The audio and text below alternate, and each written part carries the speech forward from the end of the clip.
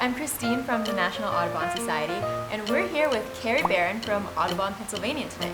So you also brought a very special guest. Could you introduce him to us? Sure. This is Conrad. He's our non-releasable blue jay who lives at the John James Audubon Center. He's non-releasable because he was actually taken out of his nest illegally when he was a baby. Unfortunately, he doesn't know how to be a wild blue jay.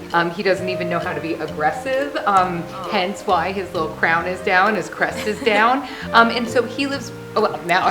Speaking of. Exactly. There's two types of ways that birds get their color. It's through pigmentation or structurally.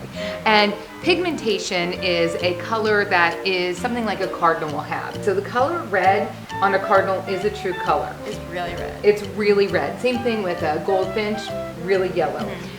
He has a structural coloring, which means that even though this looks blue to us, it's a refraction of light. And so if you were to backlight this, it actually is gray.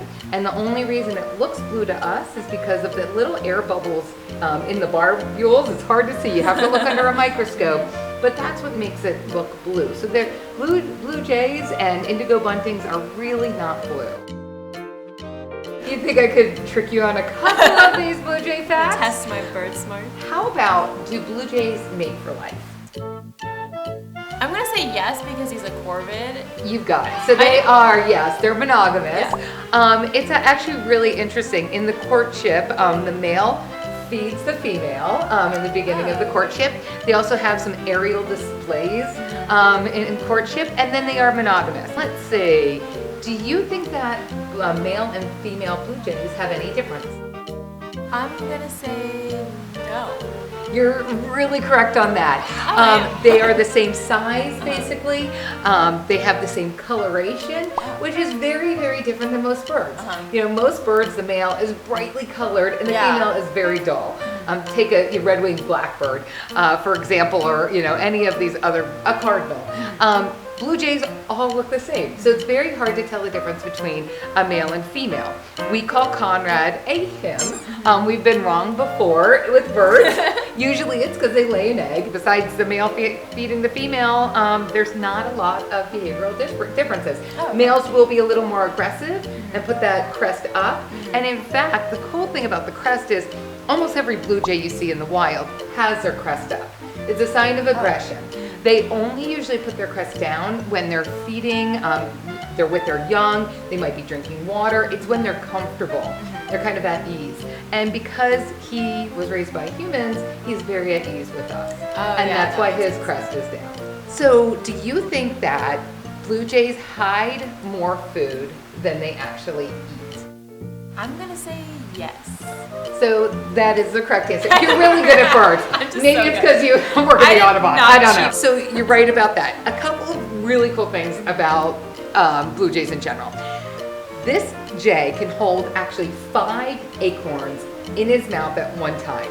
That's 3 crazy. or more sort of hanging down here in the neck, 1 in the back of his mouth, and 1 in his bill. And what they do is they cache them all around. And in fact, of the acorns and the other nuts that they cache, they only actually go back and eat 30%. So that means 70% of these typically become trees. And so blue jays are one of the species that has been kind of recognized as bringing forests back after the last glacial period. I'm also curious because you said he was non-releasable for a reason. How can we help make sure that birds like him don't end up being non-releasable in the future? So there's a couple of ways. One is never take a baby bird out of a nest. It is illegal under the Migratory Bird Treaty Act, which we're celebrating the 100th year of. So it's illegal. Also, it's just not good for the ecosystem. Secondly, it's our job to make sure that they have healthy habitat. So, there's things that we can do on a small scale, like plant native plants, make sure your backyard has food for birds and maybe water sources, but on a bigger scale, thinking about ways that you can, work with the National Audubon Society, talk to your policymakers about making sure that habitat stays safe and stays protected.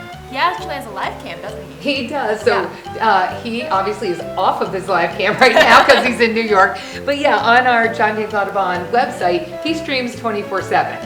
And what's funny is he usually has about 200 people watching him at any time, including including the middle of the night.